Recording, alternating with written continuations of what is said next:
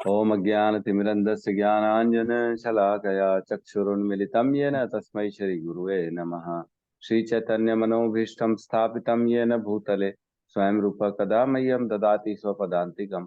वन्देऽहं श्रीगुरु श्रीयुतपदकमलं श्रीगुरून् वैष्णवंश्च श्रीरूपं सागरजातं सहगण रघुनाथान्वितं तं सजीवं साद्वैतं सावधूतं परिजनसहितं कृष्ण चैतन्य देवं श्री राधा कृष्ण पादान् सहगण ललिता श्री विशाखान्वितांश्च।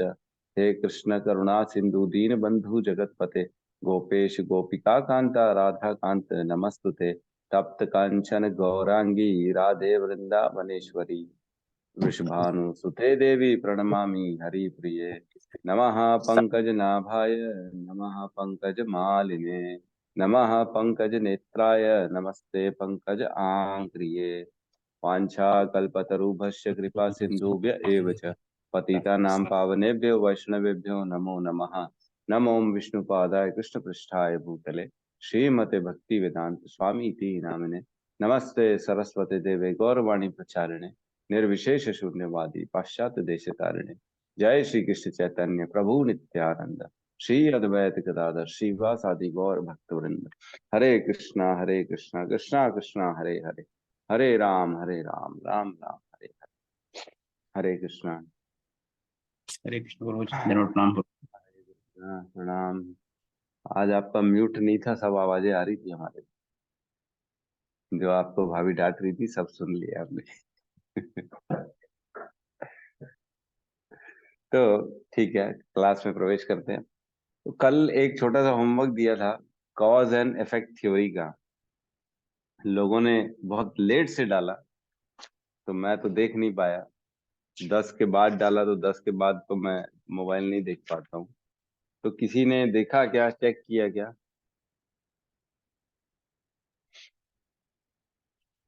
जी प्रभु, 4-5 लोगों ने डाले थे। आपने चेक किया क्या? ऐसा मतलब एकदम मतलब कुछ कुछ मतलब एकदम चेक नहीं किया प्रभु जी, बस मैंने देखा बस। अच्छा, तो जी देख सकते हैं क्या? अभी देख के बता सकते हैं? जी हरे प्रभु जी, कृष्णा मैं प्रभु जी। हमारे गौतम प्रभु जी लेट से डाले हैं तो हम लोग फिर पीछे पीछे डाले। नहीं मैं ऑफिस चले गया था, फिर ऑफिस के मैं भी आने के भूल बाद ही गई मतलब। थी। मैं भी भूल गई थी, जब गौतम प्रभु जी का देखी तब मैं बोले अरे करना था। गौतम प्रभु जी तो मेरे को कल सुबह डायरेक्ट मेरे को भेज दिए थे, सुबह ही भेज दिए थे क्लास के बाद। आपने ग्रुप में नहीं डाला था ना, इसलिए लोगों को भूल गया हो गया। जी जी जी। हाँ, तो कोई अब बताना चाहेगा किसने क्या डाला अपना?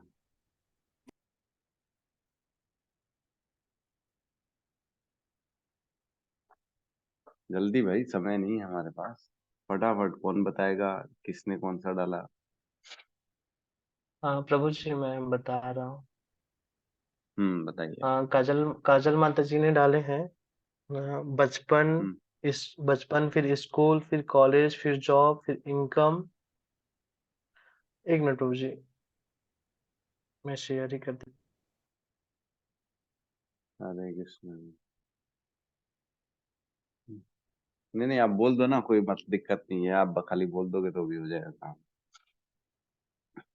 बचपन, स्कूल, कॉलेज, अरे ये तो आप सीक्वेंस में चले गए हो, आप कॉज एंड इफेक्ट थ्योरी में नहीं गए हो।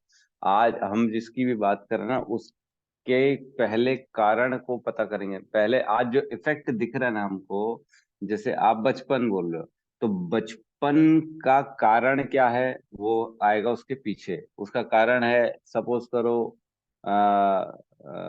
पैदा, बच्चा जो है पैदा हुआ है, उसको शरीर मिला है, तो आत्मा उसका कारण है, हम ऐसा मान सकते हैं। आत्मा, फिर अब आत्मा जो इफेक्ट है उसका कॉज क्या है, आत्मा का कारण क्या है, कृष्ण है। ठीक है, ऐसा रहेगा। ठीक है, तो ये कोई हमको वो ऐसा सीक्वेंस में आगे नहीं बढ़ना है हमारे को, कॉज एंड इफेक्ट में जाना है। तो बिल्डिंग, बिल्डिंग मटेरियल अर्थ कृष्णा, ये सही है एकदम। बिल्डिंग, हमको भवन दिख रहा है तो भवन जो है, भवन इफेक्ट दिख रहा है हमको, लेकिन उस इफेक्ट का कॉज क्या हो गया, उसके अब मटेरियल, सपोज करो रेती गिट्टी सीमेंट, ये हो गया उसका कारण बिल्डिंग का। अब जब रेती गिट्टी में पहुंचेंगे, अब रेती गिट्टी जो है ना वो इफेक्ट है, अब उसका कारण में चले जाएंगे, उसके पीछे जाएंगे, इसका कारण क्या है, रेती गिट्टी का कारण क्या है, अर्थ, भूमि, भूमि से निकाला जाता है ये रेती और गिट्टी।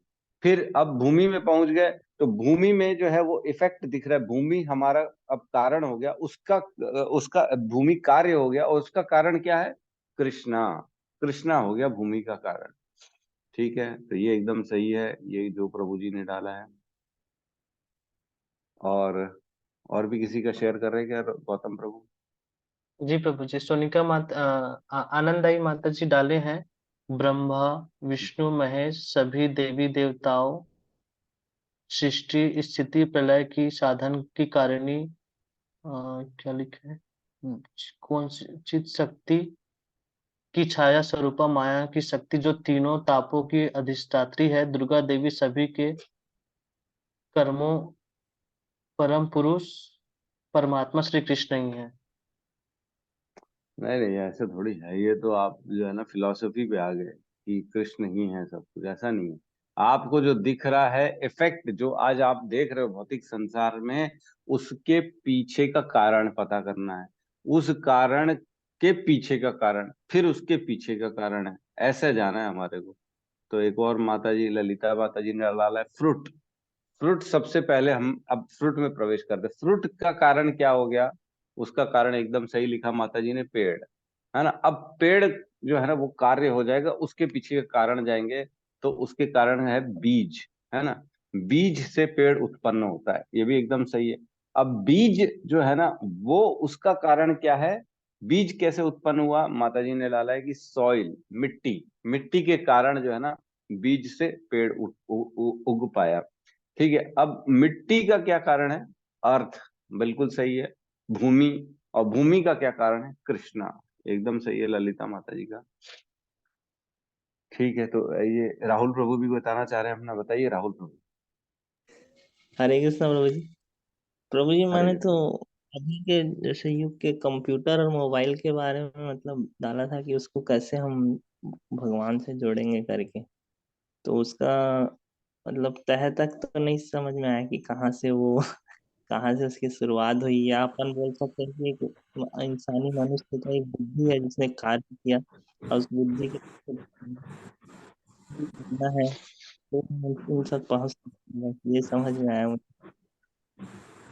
हाँ तो ठीक है, अभी चर्चा कर लेते हैं उसमें क्या भाई। कंप्यूटर, कंप्यूटर आज हमको दिख रहा है, अब उसके कारण कारण में प्रवेश करते हैं। ठीक है, तो कंप्यूटर का कारण क्या है? कंप्यूटर अस्तित्व में आज जो दिख रहा है उसका क्या कारण है? कौन बताएगा? मतलब कोई भी अपना बता सकते हैं, उसमें क्या है, हम्म, बताइए। कृष्ण प्रभु जी, प्रभु जैसे कंप्यूटर बनाते कंप्यूटर, हैं तो रॉ मटेरियल्स बनता है ना, हाँ, जिसका भी जो भी पार्ट्स रॉ वगैरह आते मटेरियल, हैं। हाँ, तो सब पार्ट्स पार्ट्स जो जो है। आते हैं, प्लास्टिक है, सपोज करो प्लास्टिक है ना। जी प्लास्टिक आ गया कंप्यूटर का कारण। अब जी। प्लास्टिक होने का क्या कारण है? प्लास्टिक को उसका भी रॉ मटेरियल रहता है प्रभु जी, उसको बनाते हैं, एक मैन्युफैक्चरिंग उसका एक प्रोसेस रहता है ना। अब उसको हम्म। बनाता कौन है? इंसान बनाता है। अब इंसान का फिर वही प्रोसेस हो गया, इंसान कैसे आया। हाँ, तो ठीक है, चलो प्लास्टिक से सीधा आप इंसान में प्रवेश कर जा रहे हो कि इंसान ने प्लास्टिक को बनाया। ठीक है, तो इंसान को किसने बनाया? फिर इंसान का कारण क्या है? सीधा आ गया, कृष्णा पे आ गया, है ना। हाँ इसमें प्रभु जी। एक एक की गहराई में अगर जाएंगे, जैसे इंसान है, इंसान बना है पंच तत्वों से। अब पंच तत्वों में जा सकते हैं भाई, भूमि से। भूमि का क्या कारण है? कृष्णा कारण है। इंसान बना है आत्मा से, आत्मा नहीं होगी तो इंसान नहीं होगा, तो आत्मा का क्या कारण है? कृष्णा कारण है। और अगर इसी में अपन कंप्यूटर में भी और गहराई में जाएं, तो कंप्यूटर किसके कारण हमको कंप्यूटर दिख रहा है? बिजली के कारण चलते हुए दिख रहा है। बिजली कहाँ से आती है? सब स्टेशन से आती है बिजली। सब स्टेशन में कहाँ से बिजली आती है? सब स्टेशन कैसे काम कर रहा है, या सब स्टेशन का क्या कारण है? तो बड़े बड़े पावर प्लांट होते हैं जो हाइड्रो या कोयला बेस होते हैं, या पानी के बेस में होते हैं, वो उनके कारण ये हो रहा है। उनको बनाने वाला कौन है? वो कैसे आ गए?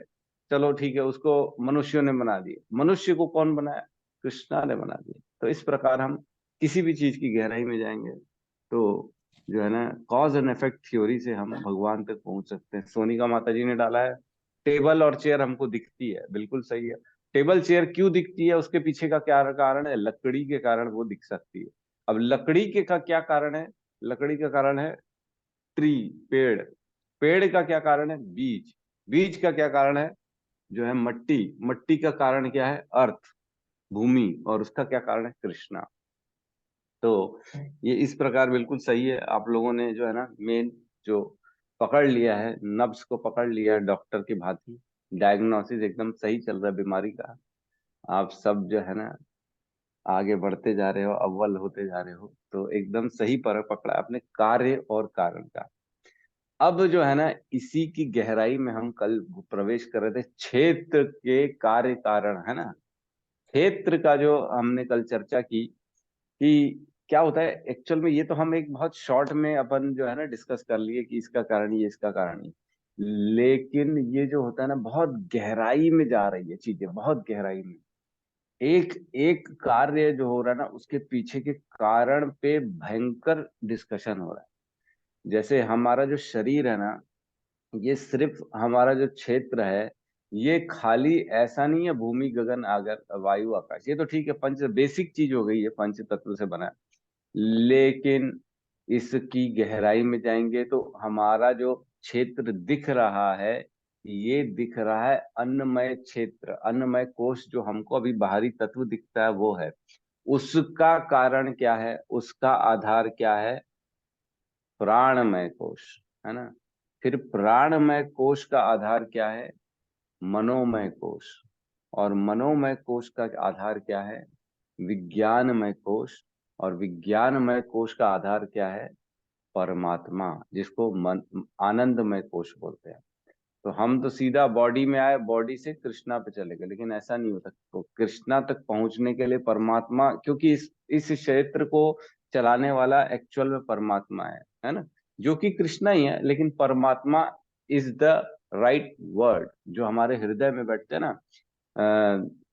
ईश्वर सर्वभूतानां हृदय देशे अर्जुन तिष्ठति, भ्राम्यन सर्वभूतानि मन यंत्र आरुणि माया।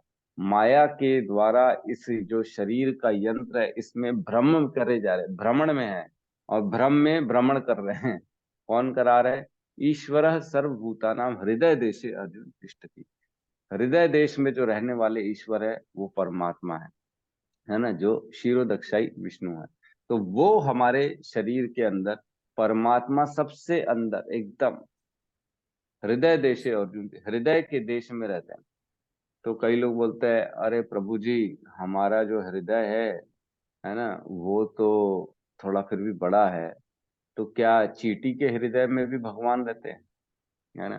तो एक श्लोक आता है, अंगुष्ठ मात्रेण, भगवान परमात्मा का जिस साइज दे रहा है ना, वो अंगुष्ठ मात्र दिया हुआ है कि एक अंगूठे के माप के बराबर परमात्मा का साइज है, जो कि हमारे हृदय में रहते हैं।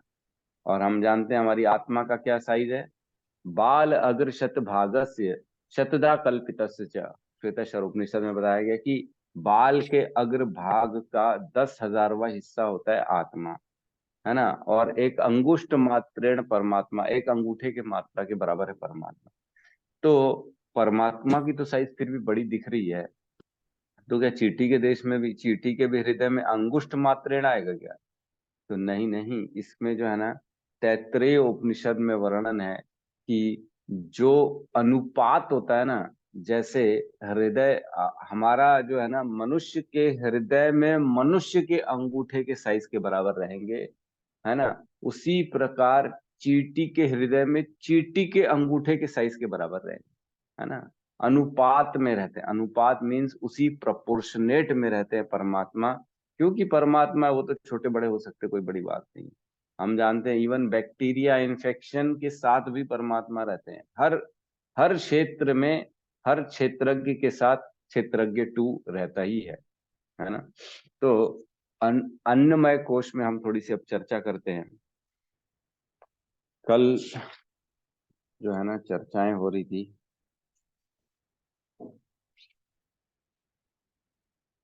अन्नमय कोश। तो इसमें जो होता है ना बेसिकली इनके डिवीजन किया गया। एक कोश जो होता है ना उसके, एक होता है उसका सर, एक होता है उसका सीधा राइट हैंड वाला हिस्सा, एक होता है लेफ्ट वाला हिस्सा, एक होता है उसकी मेन बॉडी, और एक होता है उसका आश्रय, है ना।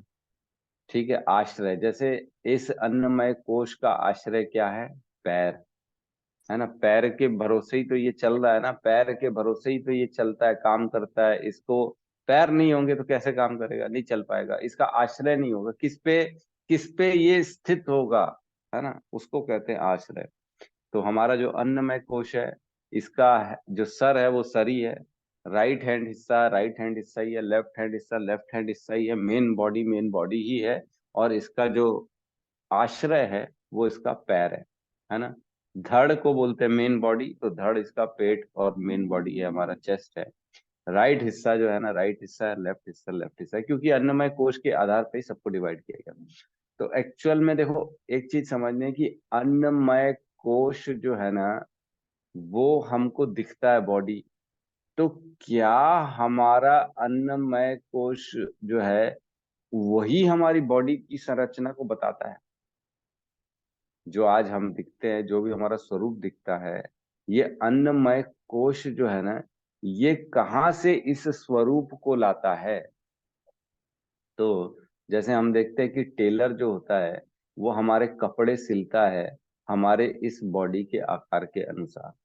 तो जैसी बॉडी होती है वैसे टेलर कपड़े सिल के देता है, और वैसे ही आप इस बॉडी को ढकने का काम करते हो उस कपड़ों को, और एकदम परफेक्ट मैच हो जाता है, एकदम आपकी साइज के कपड़े, shirt, T shirt, kurta, salwar suit, जो भी आप पहनते हो, तो वो वैसे ही उसी अनुपात में सिल के देता है।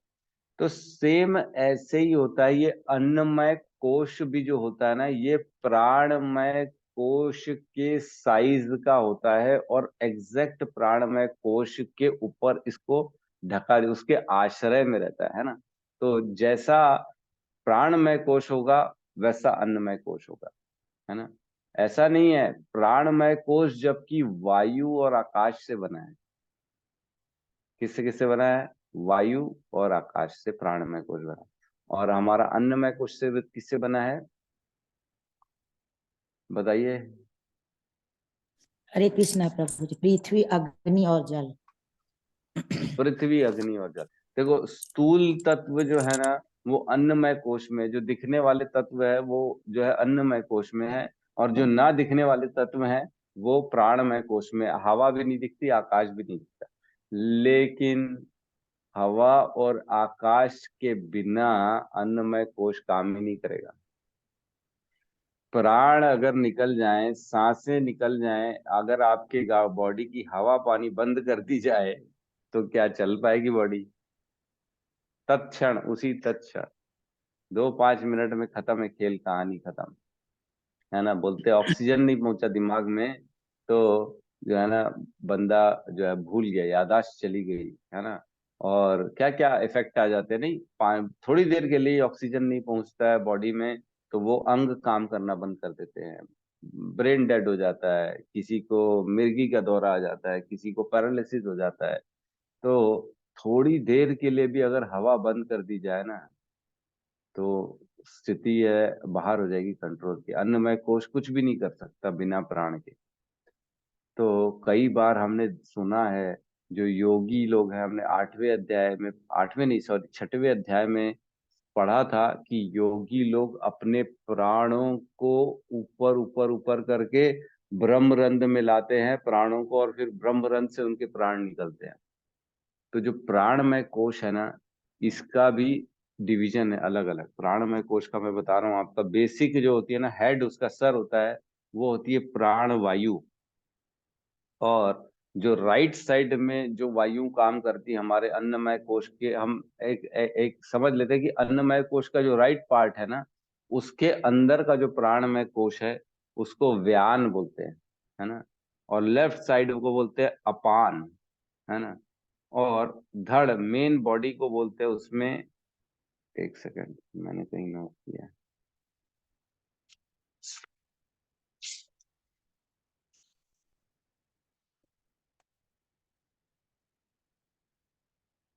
आकाश बोलते हैं। और जो उसका आश्रय है, जहाँ पे ये सारा आश्रय जो स्थित होता है ना, सारे वायु जो होते हैं, ये जो है उदान बोलते हैं क्या इसको? उदान, जो नीचे की वायु होती है ना, उसको उदान बोलते हैं। लेकिन इसका आश्रय जो होता है ना, वो होता है नाभि। जो हमारा नाभि होता है ना, वहां बेसिकली इसका आश्रय होता है। तभी कई लोगों को ना नाभि की बड़ी प्रॉब्लम होती है, बोलते हैं ना नाभि इधर उधर खिसक गई तो पूरा पूरा बॉडी उसका हिल जाता है। किसी कोई जानता होगा ना, अमृत प्रभु जानते होंगे मेरे ख्याल में। तो बताएंगे क्या, नाभि जब हिल जाती खिसक जाती तो क्या होता है?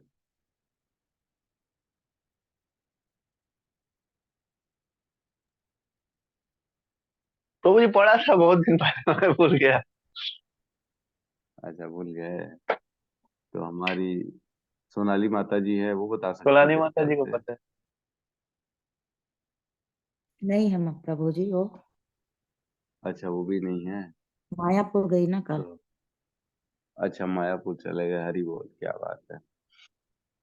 ठीक है, तो अगर किसी और को जानकारी है तो बता सकता है। नाभि का जो है ना बहुत प्रभु जी खेल लूज होता है। मोशन बहुत होता है। हरे कृष्ण प्रभु जी। उसको घड़ी जी घड़ी माता लूज जी। मोशन और पेट में दर्द होता है। फिर गांव में औरतें मालिश वालिश करके कुछ उस पे दिया रख के, दिया जला के और लोटे से ढक देती हैं तो बरोबर में लाती है। गाँवटी इलाज प्रभु जी मुझे मालूम नहीं। हाँ, हरे हरे कृष्ण कृष्ण। प्रभु जी, यही यही इलाज है। माता जी ने जो कहा ना वैसे ही होता है, खूब लूज मोशन होता है और पेट में दर्द। और उसको लोटा में कैसे हम्म। करके दिया हुआ नाभि के ऊपर में ठीक दिया रखते हैं, उसको लोटे से ढक करके और कैसे कैसे उसको करते हैं, मैंने देखा है। अच्छा, देखा आपने। जी। जी। तो देखो, हरे और ये चीज जो है ना, जो हरे डॉक्टर कृष्ण प्रभु एलोपैथी जी, वाले सॉरी जी प्रभु जी जी। बोलिए। एक माता जी हैं, वो लिंक मांग रहे थे तो क्या मैं दे सकती हूँ? भिलाई की हैं, बोलती मैं भी रायपुर की हूँ। तो आपका हाँ लिंक हाँ, मांग बिल्कुल रहे दे थे। सकते। हाँ बिल्कुल, जोड़ धन्यवाद दीजिए प्रभु जी। उनको ग्रुप में। हाँ, कोई ओके, दिक्कत कल्पना गुप्ता करके हैं। तो उन्होंने मेरे से पूछा नहीं। था तो मैं बोला ये माता जी तो 18 दिन में ही पढ़ाती हैं और हमारे प्रभु जी तो एक एक श्लोक कितने उससे पढ़ाते हैं कि हमें कुछ भी नहीं आता तो भी समझ में आ जाता है कि हम क्या कर रहे हैं, कैसे जी रहे हैं, क्यों जी रहे हैं। तो बोलती माता जी मुझे लिंक मिलेगा क्या? तो मैंने उनको नहीं बोला मैं पूछ के बताऊंगी। मैं बोली प्रभु जी को पहले हम्म। पूछ लूं मैं। धन्यवाद नहीं प्रभु नहीं, जी। हमारे यहाँ ज्ञान का जितना विस्तार हो सके उतना अच्छा। तो सॉरी। देखिए, नाभि नाभि जो होती है ना बहुत इंपॉर्टेंट है। डॉक्टर जो होते हैं ना एलोपैथी में, वो समझ नहीं सकते कि ये क्या हो रहा है उनके में, बोले अरे कुछ भी है, ऐसा है, कुछ ऑर्गन्स का डिस्प्लेसमेंट है, ये है वो है, वो नहीं समझ सकते।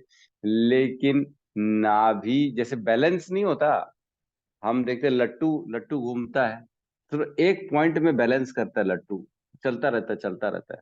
उसके नीचे से अगर उसका आश्रय हटा देंगे तो वो घूमेगा भी नहीं और वो गिर जाएगा, वो उसका फंक्शन खत्म हो जाएगा। उसी प्रकार प्राण वायु जो होता है ना, उसका नाभि जो होता है ना, वहां पे उसका आधार होता है। वहां से वो थोड़ा सा भी इधर उधर हुआ तो पूरे प्राणों का फंक्शन डिसबैलेंस हो जाएगा। और जो मोशन, जैसे माता जी ने बताया ना, मोशन का काम होता है, वो हम जानते हैं कि वो हवा से होता है ना। हम जो भी खाते हैं तो उस खाने को प्रेशर निकालना, ऊपर नीचे जो मूवमेंट्स होते हैं ना, वो सब अंदर ही अंदर शरीर में हवा के द्वारा होते हैं, है ना। एकदम से अचानक सुबह सुबह प्रेशर आ जाता है, अरे बाप रे, अब तो कंट्रोल नहीं हो पा रहे, अरे ऐसा क्या हो गया, ऐसा क्या हो गया? ये प्राण वायु ने उसमें वायु को भर दिया ताकि आपका काम हो सके, आपके जो है अन्नमय कोश को सुचारू रूप से ढंग से चलाने के लिए सारा कार्य भगवान परमात्मा के रूप में हृदय में बैठे हुए वो सारा कुछ बटन ऑन करते हैं, ऑफ करते हैं, ऑफ करते हैं, ऑन करते हैं, हमारे को पता ही नहीं पड़ता। तो ये सारा प्राणमय कोश जो होता है ना, उनका आधार ये है, मतलब अन्नमय कोश का आधार प्राणमय कोश। प्राणमय कोश की जो एक्चुअल में जहाँ पे आश्रय रखता है वो स्थान है नाभि, मतलब अन्नमय कोश पे आधारित नहीं है ना, है तो प्राणमय कोश ही, लेकिन उसका जो स्थान है नाभि के साइड में, वही नाभि में ही उसका मेन है जहाँ पे आश्रय रहता है।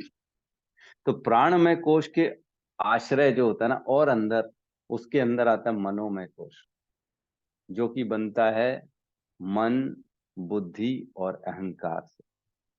तो देखो, आदमी समझ नहीं पाता, एक्चुअल में सबसे इंपॉर्टेंट है मन, बुद्धि, अहंकार।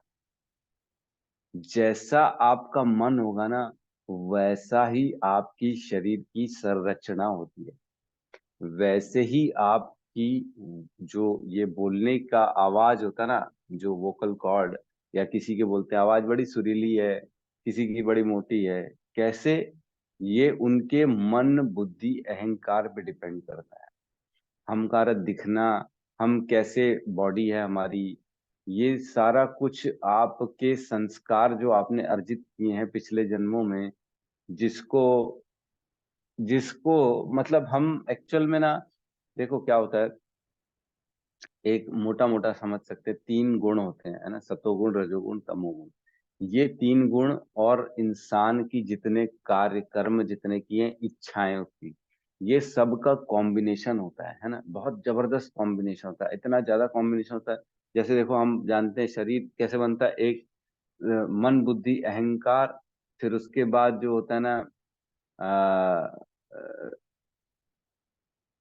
आत्मा होती है, और उसके बाद जो होता है, हमने पढ़ा ना एक जो है पूरा डिटेलिंग, जिसमें मैंने बताया था आपको कि अगर कुछ खाता है तो उसकी मन अगर अच्छा होगा, सतोगुणी मन होगा, तो उसके हृदय में, उसकी बॉडी में भी उसका पूरा न्यूट्रिशन आएगा, नहीं तो नहीं आएगा, ये न्यूट्रिशन कम हो जाता है।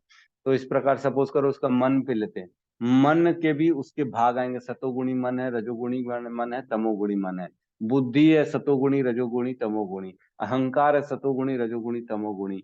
इसमें और डिटेल में जाते हैं ना, तो और डिटेल होगी, उसकी धृति कैसी है, सतोगुणी रजोगुणी तमोगुणी। उसमें इच्छाएं जो है, कौन से इंद्रियां उसमें प्रबल हैं, उसमें भी सतोगुणी रजोगुणी तमोगुणी। तो ये इतना ज्यादा डिटेल हो जाता है, इसलिए कोई भी इंसान एक दूसरे से भिन्न रहता है। भिन्न क्यों रहता है? क्योंकि वो कॉम्बिनेशन किसी और के पास है ही नहीं। जो आपका कॉम्बिनेशन है वो इतना डिटेल में चले जाते हैं कि आपका कॉम्बिनेशन और किसी पूरे पृथ्वी में मिलेगा ही नहीं कोई और आपके जैसा। तो ये कारण होता है कि इसको, जो अन्नमय कोश है, मनोमय कोश है, और ये प्राणमय कोश है, इसमें इतनी वैरायटी हो जाती है, इतनी ज्यादा वैरायटी हो जाती है, जब इसकी अंदर तक जाते हैं हम, एक एक चीज में सतोगुण रजोगुण तमोगुण, फिर सतोगुण में भी सतोगुणी तमोगुणी, मतलब उसमें थोड़ा सा तमोगुण आ जाता है, किसी में थोड़ा सा रजोगुण आ जाता है। तो ऐसा बहुत बड़ा, बहुत जबरदस्त कॉम्बिनेशन बनता है, जिससे हमारा ये शरीर की संरचना होती है। तो मनोमय कोश जो है ना, मनोमय कोश का बेसिकली जो हेड है, जिसको सर बोलते हैं, उसको यजुर्वेद बोलते हैं, है ना, तो यजुर्वेद है उसका। और जो सीधे हाथ का भाग है, सीधा राइट है, उसको ऋग्वेद बोलते हैं। और जो लेफ्ट साइड है उसको सामवेद बोलते हैं। और उसकी जो मेन बॉडी है, जो जो धड़ है उसका, उसको बोलते हैं आदेश, है ना, आदेश बोलते हैं। और उसका आश्रय जो होता है ना, वो अथर्ववेद होता है। तो ये जो वेद है ना, इनमें अलग अलग तरह की जो है ज्ञान दिया जाता है, और इससे जो है ना मनोमय कोश जो होता है ना, मन बुद्धि अहंकार प्रभावित होते हैं, अलग अलग तरीके से प्रभावित होते हैं। तो हम इसके गहराई में नहीं जाएंगे, क्योंकि हमारा अभी सब्जेक्ट नहीं है। इसके बाद इसका आधार होता है विज्ञानमय कोश, जिसका बेसिकली आत्मा, विज्ञानमय कोश किससे बनी है? आत्मा से बनती है ना, आत्मा। इसका जो सर होता है, इसको श्रद्धा बोलते हैं, आत्मा का बेसिकली श्रद्धा होता है। और राइट भाग जो होता है ना, इसको रितम बोलते हैं, रितम। रितम मतलब होता है कि जो प्रॉपर, जो चीजों को करने की जो क्षमता होती है ना, वो होता है रितम। और लेफ्ट साइड को बोलते हैं सत्य, है ना। और मेन बॉडी को इसको बोलते हैं योग, जो कि भगवान से जुड़ना। हम योग पढ़ते हैं ना, ज्ञान योग, ध्यान योग, भक्ति योग, निष्काम कर्म योग। तो जो वो योग है, वो ये आत्मा का मेन बॉडी है। वही योग जो कि हम मिस करते हैं हमारे जीवन में। लोग इसको समझ नहीं पाते हैं, इसलिए वो अलग अलग लोगों से जुड़ते हैं, और कुत्तों की सेवा करते हैं, बिल्लियों की सेवा करते हैं, क्योंकि उनको मालूम नहीं है कि एक्चुअल में आत्मा का स्वरूप है कृष्ण की सेवा करना। भगवान के अंश हैं, भगवान से बिछड़ के आए हैं, भगवान की सेवा करनी है। इसको न जानते हुए संसार की सेवा करते हैं, और अपने पुत्र परिजन की सेवा करते हैं, और वहां भटक जाते हैं। और उसका आश्रय जो है ना आत्मा का, वो है महा, बोलते हैं उसको महा, ग्रेटनेस इंग्लिश में बोलते हैं। तो उसको कहते हैं,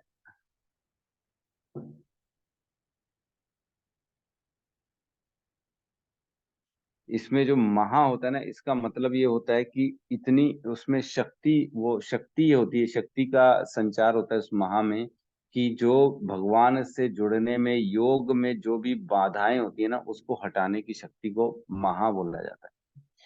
ठीक है, तो ये सब हमारा स्टडी का मैटर नहीं है, हम इसमें नहीं प्रवेश करेंगे। और आनंदमय कोश में जाते हैं, उसका जो बेसिकली विज्ञानमय कोश के अंदर आनंदमय कोश किससे बना है? परमात्मा से बना है। परमात्मा का जो सर होता है बेसिकली, जो वो उसको बोलते हैं प्रिय, है ना, और उनका राइट साइड होता है मोद। मोद मतलब हैप्पीनेस, ब्लिस, है ना, और लेफ्ट साइड होता है उनका प्रमोद, जिसको बोलते हैं एक्सटेसी। हाँ, चार्ट है हमारा, इसका चार्ट है, चार्ट शेयर कर दिया जाएगा आपका। माता जी का कहना है कि क्या ये सब जो बोल रहे हैं ये मिल पाएगा? हाँ, मिल जाएगा, आज गौतम प्रभु शेयर कर देंगे आपको। लेफ्ट साइड जो होता है ना, इसको प्रमोद बोलते हैं, एक्सटेसी। और जो मेन बॉडी है इसका आनंद बोलते हैं, ट्रांसीडेंटल मेलो। जो कई लोग भावुकता में, कई बार हम देखे होंगे कीर्तन के समय ऐसे आंसू बह रहे हैं, एकदम भावुक हो गए, उनको अलग ही दुनिया में पहुंच गए हैं वो कैसे होता है? ये आनंदमय कोश का थोड़ा सा टिंच मात्र आपके उस समय दिखना चालू हो जाता है, जब आप जुड़ जाते हो, जब रियल में हृदय से कीर्तन होता है ना, तब ये चीज होती है कई बार। और इसका आश्रय जो होता है ना, सुप्रीम लॉर्ड, ब्रह्मंड होता है, परमात्मा का जो ब्रह्मंड होता है, सुप्रीम पर्सनालिटी ऑफ गॉड है, वो आश्रय होता है। तो इस प्रकार अन्नमय कोश की आत्मा जो है ना, वो ये तीन चीज हो गई, है ना। और प्राणमय कोश का बेसिकली जो मैं बताया, हवा और आकाश से बनता है। मनोमय कोश मन बुद्धि अहंकार, और विज्ञानमय कोश आत्मा से, आनंदमय कोश परमात्मा से। तो ये 5 पार्ट में हमारा ये अन्नमय कोश, जो हमारा शरीर दिखता है ना, ये डिवीजन किया हुआ है ना। तो आप सोचेंगे इतना सब कुछ क्यों बता दिए? तो इसके तात्पर्य में एक्चुअल में शीला प्रभुपाद ने एकदम शॉर्ट में बताया हुआ है, एकदम शॉर्ट में, है ना। तो हम तात्पर्य में प्रवेश करते हैं आज फाइनली। ठीक है, श्लोक क्रमांक 5 चल रहा है ना, 13.05। मैं श्लोक रिपीट कर रहा हूँ, अनुवाद रिपीट कर रहा हूँ, फिर तात्पर्य रिपीट कर दूंगा। इसमें कहता है, ऋषिभिर्बहुधा गीतम छांदोभी विविर्ध पृथक ब्रह्मसूत्र पदैश्चैव हेतुर्मद्भि विनिश्चते। विभिन्न वैदिक ग्रंथों में विभिन्न ऋषियों ने कार्यकलापों के क्षेत्र तथा उनके कार्यकलापों को ज्ञाता के ज्ञान का वर्णन किया है। इसे विशेष रूप से वेदांत सूत्र के में कार्य कारण के समस्त तर्क समेत प्रस्तुत किया गया है। अब आपको समझ में आया होगा कि हम इतना सब कुछ क्यों पढ़ रहे थे। सारे उपनिषदों में, ये तैत्तरीय उपनिषद से सब निकाला हुआ है। तैत्तरीय उपनिषद की ब्रह्मानंद वल्ली में इसका पूरा वर्णन है। जो कोशों का अपन ने चर्चा की है ना, ये उसमें से निकाल के बताया गया है आपको। मैं तो और गहराई में नहीं बता रहा हूँ, इसकी तो बहुत गहराई है। अगर बताएंगे तो हमारी तो 4-5 क्लासेस चली जाएंगी, कि एक एक चीज, अन्नमय कोश, उसमें सब बताया गया है कि अन्न से ये अन्नमय कोश बनता है। अन्न ही अन्नमय कोश को प्राण देने वाला है। अन्न के कारण अन्नमय कोश में भावनाएं और गुण उत्पन्न होते हैं। अन्नमय कोश में अन्न के कारण और क्या क्या होता है, सब कुछ लिखा हुआ है, जो कि हम उसमें नहीं जाएंगे अब, है ना। तो हम तात्पर्य में प्रवेश करते हैं। तात्पर्य शील प्रभुपाद की जय। इस ज्ञान की व्याख्या करने में भगवान कृष्ण सर्वोच्च प्रमाण है। फिर भी विद्वान तथा प्रामाणिक लोग सदैव पूर्ववर्ती आचार्यों का साक्ष्य प्रस्तुत करते हैं। कृष्ण आत्मा तथा परमात्मा की द्वैतता तथा अद्वैतता संबंधी इस अतीव विवादपूर्ण विषय की व्याख्या वेदांत नामक शास्त्र का उल्लेख करते हुए कह रहे हैं, जिसे प्रमाण माना जाता है। सर्वप्रथम वे कहते हैं, यह विभिन्न ऋषियों के मता सुना रहे, तो मता अनुसार है। ये बेसिकली पराशर मुनि के द्वारा वेदांत सूत्र लिखा गया था, जो कि वेद व्यास के पिताजी थे, है ना। जहां तक ऋषियों का संबंध है, श्री कृष्ण के अतिरिक्त व्यास देव जो वेदांत सूत्र के रचयिता हैं, महान ऋषि हैं, और वेदांत सूत्र में द्वैत की भली भांति व्याख्या हुई है। तो वेदांत सूत्र में सारी व्याख्या हुई है द्वैत की, डुअलिटी की, क्या आत्मा परमात्मा अलग है कि एक है। अब तो कोई नहीं बोलेगा ना हमारी क्लास में कि आत्मा परमात्मा एक है। इतना डिटेल में वर्णन करने के बाद तो कोई नहीं बोलेगा। व्यास देव के पिता पराशर पराशर भी महर्षि हैं और उन्होंने धर्म संबंधी अपने ग्रंथों में लिखा है अहम त्वम च तथा अन्ये।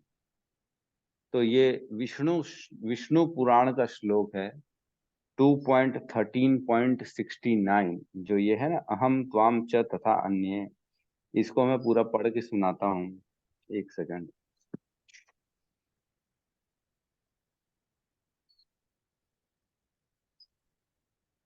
हाँ, अहम त्वम च तथा अन्ये भुक्तिर उद्यम पार्थिव गुणा प्रवाह पतितो भुक्ते परगोपि व्यव्य अयम कर्म व्यास्य गुणा हेते ततः वाद्य पृथ्वी पते अविद्या संचितम कर्म तत च शेषु ज्ञान्तुषु आत्मा शुद्धो अक्षरः संतो निर्गुणा प्रकृते पुरुषः।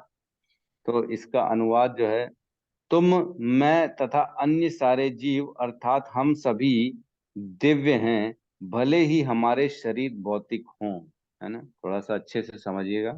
तुम, मैं तथा अन्य सारे जीव अर्थात हम सभी दिव्य हैं, भले ही हमारे शरीर भौतिक हो। हम अपने अपने कर्मों के कारण प्रकृति के तीनों गुणों के वशीभूत होकर पतित हो गए हैं। प्लीज आप लोग अपना म्यूट में रखिएगा, ठीक है। इसमें लिखा है हम अपने अपने कर्मों के कारण प्रकृति के तीनों गुणों के वशीभूत होकर पतित हो गए हैं। फलतः कुछ लोग उच्चतर धरातल पर हैं और कुछ निम्नतर धरातल पर हैं। तो इसका क्या मतलब है, उच्चतर धरातल और निम्नतर धरातल पर? मतलब कुछ जीवों की चेतना उच्च है, कुछ की नीच है, नीची चेतना है। नीची चेतना मतलब जैसे वृक्ष हो गए, पशु पक्षी हो गए, इनकी चेतना कम है। चींटी को नहीं मालूम है कि शक्कर कहाँ से आती है, बस वो शक्कर ढूंढती है और चली जाती है, उसको उससे बाकी के कारण से लेना देना नहीं है। वृक्ष बेचारा हिल नहीं सकता, उसको जो है ना खड़े खड़े सहता रहता है ठंड को भी, क्योंकि उसको कुछ कर नहीं सकता, चेतना उसकी है ही नहीं। है ना, इसी प्रकार मनुष्यों की चेतना सबसे ऊपर है, वो सुख दुख सब चीजों के कारण तक पहुंच सकते हैं।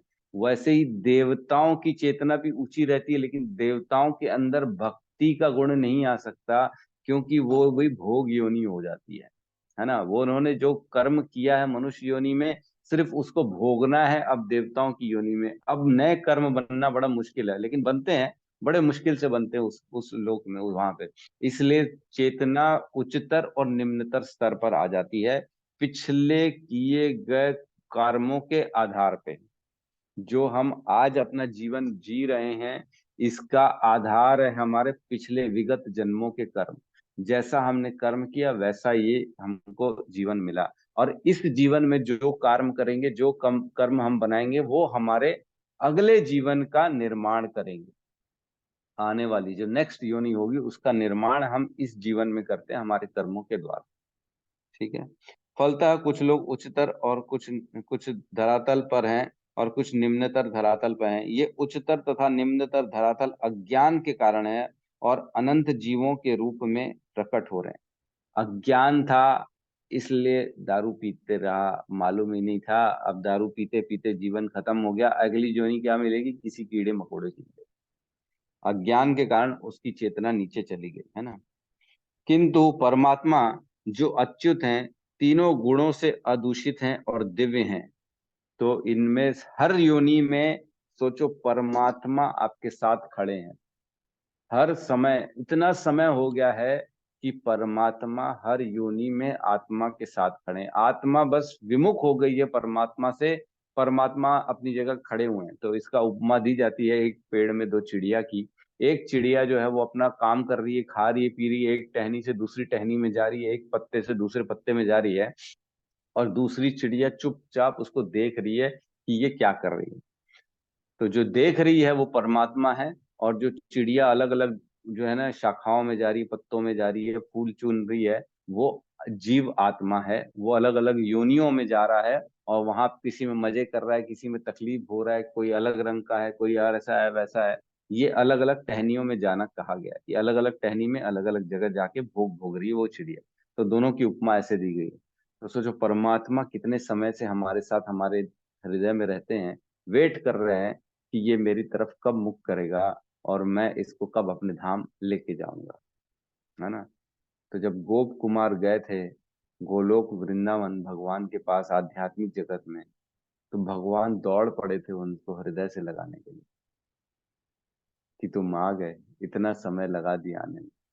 तो सोचो भगवान कितना ईगरली वेट करते हैं हमारा कि ये मेरा जो है ना अंश है, ये किस दिन मेरे पास आएगा, कब ये मेरी तरफ मुख करेगा, कब ये मेरे धाम में आएगा, तो मैं इसको अपने साथ अपने धाम पे रखूंगा और जो है दोनों साथ में जो भी संबंध स्थापित होगा उस संबंध से अपना आदान प्रदान करेंगे। इसी प्रकार मूल वेदों में विशेषतया कठोपनिषद में आत्मा परमात्मा तथा शरीर का अंतर बताया गया है। इसके अतिरिक्त अनेक महर्षियों ने इसकी व्याख्या की है जिनमें पराशर मुख्य माने जाते हैं। तो ये सारा कुछ जो विवरण है पराशर मुनि इसमें मुख्यतः माने गए हैं। ठीक है, समय तो नहीं हो गया, ठीक है थोड़ा सा आगे पढ़ लेते हैं। छंदो भी शब्द विभिन्न वैदिक ग्रंथों का सूचक है। उदाहरणार्थ तैत्तिरीय उपनिषद जो यजुर्वेद की एक शाखा है, प्रकृति जीव तथा भगवान के विषय में वर्णन करता है। तो अपन ने जो जो मैंने अभी बताया था आपको सब तैत्तिरीय उपनिषद का ही वर्णन था, है ना। तो ये सब यजुर्वेद का पार्ट है ना ये सारा कुछ। आगे कहते हैं जैसे कि पहले कहा जा चुका है, क्षेत्र का अर्थ कर्म क्षेत्र है। क्षेत्रज्ञ की दो कोटियां हैं, जीवात्मा तथा परम पुरुष। जैसे कि तैत्तिरीय उपनिषद 2.9 में कहा गया है, ब्रह्म पुंचः प्रतिष्ठा।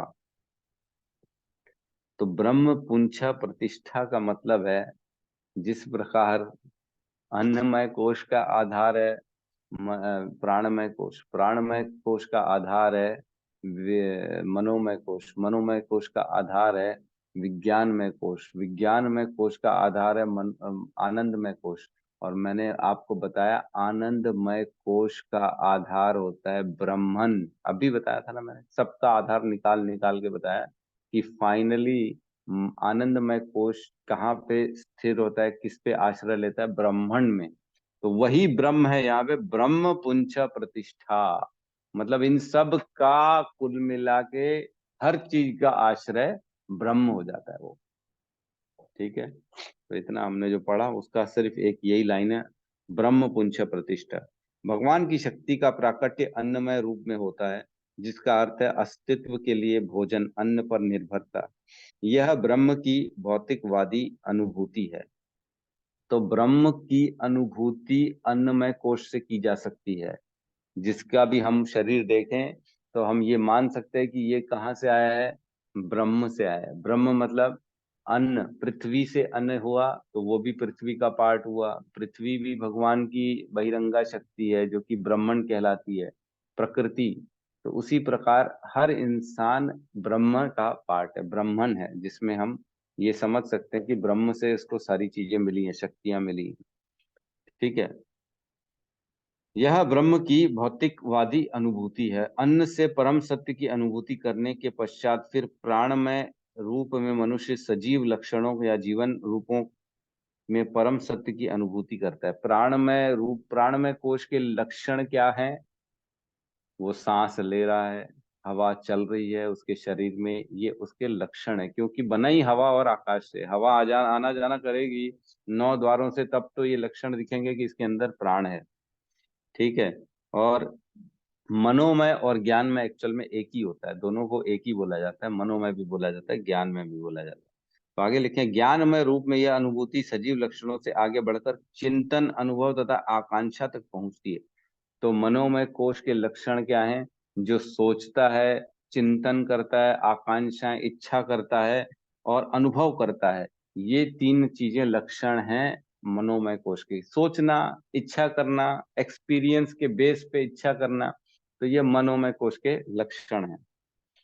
तब ब्रह्म की उच्चतर अनुभूति होती है, जिसे विज्ञानमय रूप कहा जाता है, जिसमें जीव के मन तथा जीवन के लक्षणों को जीव से भिन्न समझा जाता है। अब जाके जैसे जैसे गहराई में पहुंच जाएंगे तब पता पड़ेगा इसका तो फंक्शन अलग है और बेसिकली हम आत्मा अलग हैं, जैसे जैसे इन सब चीजों का हमको ज्ञान होगा। आगे इसके पश्चात परम अवस्था आती है जो आनंदमय है, अर्थात सर्व आनंदमय प्रकृति की अनुभूति है। इसके बाद जाके उसको समझ में आएगा कि अरे आत्म साक्षात्कार के बाद भी परमात्मा साक्षात्कार होता है। मैं तो सोचा था कि आत्मा ही होती है शरीर में, लेकिन जैसे अंतर्मुखी होगा, सब चीजों का चिंतन करेगा, तब जाके उसको पता पड़ेगा कि नहीं, आत्मा के भी ऊपर परमात्मा है ना, जो कि आनंद का स्रोत है, जिससे आनंद मिलता है। इस प्रकार से ब्रह्म अनुभूति की 5 अवस्था हैं, जिन्हें ब्रह्म पुंज कहा जाता है। तो हमने बताया 5 अवस्थाएं सारी हमने डिस्कशन की, अन्नमय कोश, ये कोश, वो कोश, फिर फाइनली जाके आनंदमय कोश में प्रवेश करते हैं।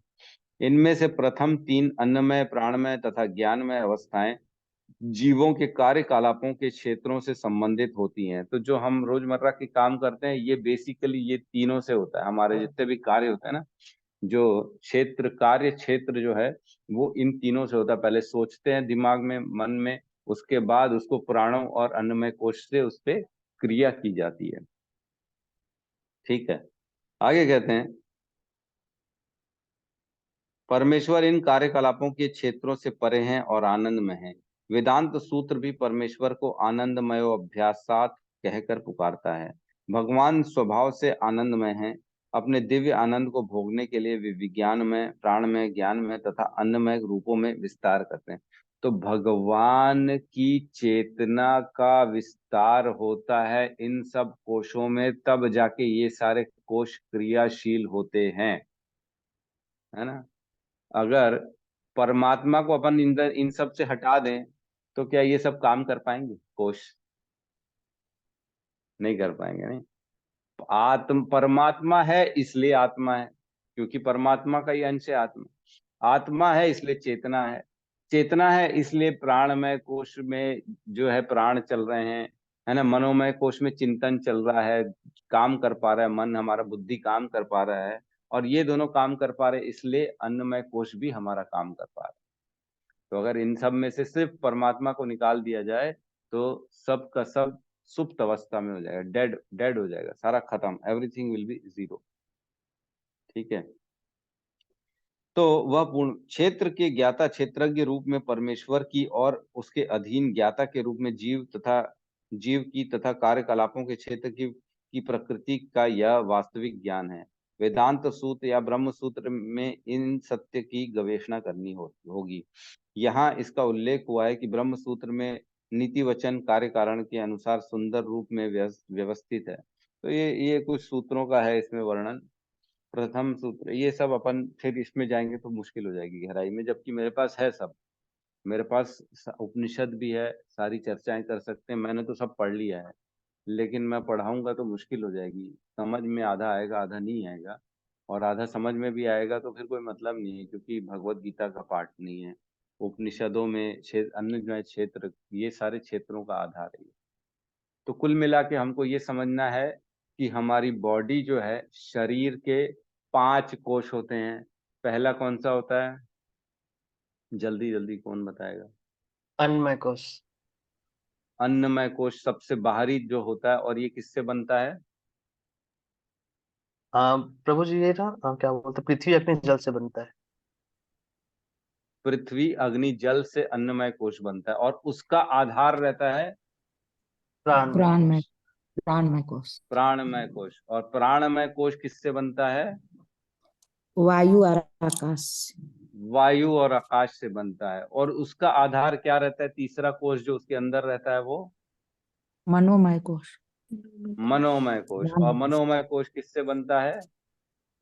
मन बुद्धि मन बुद्धि अहंकार। तथा अहंकार। मन बुद्धि अहंकार से मनोमय कोश बनता है। और मनोमय कोश का आधार क्या होता है? जो चौथा अंदर, उसके अंदर और कोश होता है, विज्ञानमय कोश। विज्ञानमय कोश। विज्ञानमय कोश। और विज्ञानमय कोश किसका बनता है? आत्मा से। आत्मा। आत्मा का बनता है। और आत्मा का आधार क्या रहता है? पांचवा कोष जो रहता है आनंदमय कोश। आनंदमय कोश। आनंदमय कोश। और आनंदमय कोश किसका बना रहता है? परमात्मा। परमात्मा। परमात्मा का। और परमात्मा का आश्रय क्या है? ब्रह्मन। ब्रह्मन। एकदम परफेक्ट है। तो बस ये साइंस है। ये हमारे जो शरीर की संरचना है, शरीर के आधार हैं, शरीर एक के बाद एक। अब आप डेली रूटीन में भी अगर इसी का विश्लेषण करेंगे ना, तो आप समझ जाएंगे कि जो प्राणमय कोश है ना, उसकी वर्किंग अलग चलती है, मनोमय कोश की वर्किंग अलग चलती है। अगर मनोमय कोश में प्रॉब्लम आई तो ये दोनों कोश का प्रॉब्लम, ये दोनों भी आपस में बॉडी काम नहीं करेगी आपकी ढंग से। प्राणमय कोश में प्रॉब्लम आई तो भी अन्नमय कोश काम नहीं करेगा ठीक से। तो ऐसा होता है, एक के ऊपर एक डिपेंड किया। जैसे हम बचपन में एक गेम खेलते थे ना, पत्थर के ऊपर पत्थर के ऊपर पत्थर के ऊपर पत्थर ऐसे रखते थे, नीचे का पत्थर गिरा तो सब गिर जाएंगे। वैसे ही है, अगर नीचे के कोश में प्रॉब्लम आई तो ऊपर के कोश वैसे ही डिस्टर्ब हो जाएंगे हमारे। तो इस प्रकार हमारा क्षेत्र कार्य करता है। ये हमारा क्षेत्र है। और इसको ऐसे क्षेत्रज्ञ जो होते हैं ना, दो होते हैं, एक परमात्मा और एक आत्मा। ये लोग इसको ऐसे कार्यशील करते हैं। तो हम कल थोड़ा बहुत और इस पे चर्चा करेंगे, देखेंगे, नहीं तो फिर आगे बढ़ेंगे। ठीक है, किसी का कोई प्रश्न है तो हम ले सकते हैं।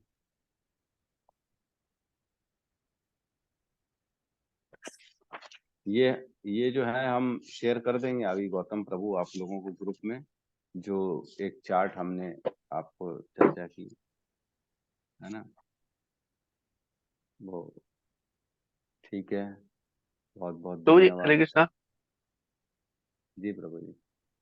प्रभु जी जैसे जीवात्मा जैसे भगवान के धाम पहुंच जाता है तो फिर परमात्मा नहीं रहता है क्या साथ में? परमात्मा जब ब्रह्मांड होता है ना, जो भौतिक संसार होता है ना, इस भौतिक संसार में परमात्मा हमेशा साथ में रहता है। लेकिन आध्यात्मिक जगत में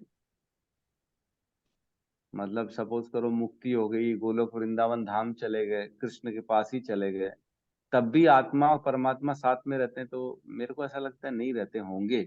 मैं भी डाउटफुल हूँ इसमें, एक बार पता कर लेते हैं। जी प्रभु। मतलब मुक्ति के बाद है ना, मुक्ति हो गई, जन्म मृत्यु के चक्र से बाहर निकल गए, ब्रह्मांड के बाहर निकला, वैकुंठ में चले गए, तो वैकुंठ में तो मेरे ख्याल से नहीं रहते होंगे। ये अच्छा क्वेश्चन जी पूछा प्रभु। प्रभु जी ने, तो इसको मैं भी आज पता करता हूँ, परमात्मा रहते हैं कि नहीं रहते।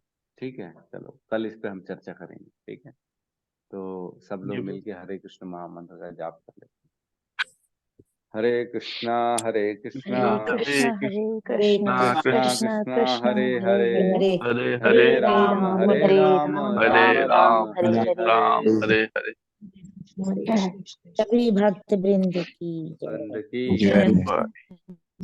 जगत गुरु शील जगत गुरु प्रभुपाद श्रील की जय। प्रभुपाद की जय। जय। नंद बोल हरि श्री हरि बोल। गौर प्रेमानंदे हरि हरि बोल। हरि हरि हरि बोल। बोल।